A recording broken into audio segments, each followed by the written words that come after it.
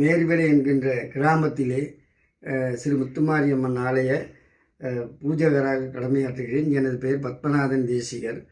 எமது இந்த பயிற்சி பட்டறையிலே சிறப்பான சில விஷயங்களையெல்லாம் சொல்லி இந்த கிராமத்திலே எந்த அளவுக்கு ஒரு நட்பை ஏற்படுத்தணுமோ, அதாவது சமய சார்பாக மாற்றும் அல்லாமல் இனங்களுக்கிடையான அந்யோன்யமான ஒரு நட்பையும் சிறப்பான விஷயங்களை செய்வதற்கு இந்த பயிற்சி பற்றியலை எங்களுக்கு பயிற்சி அளித்திருக்கிறார்கள்.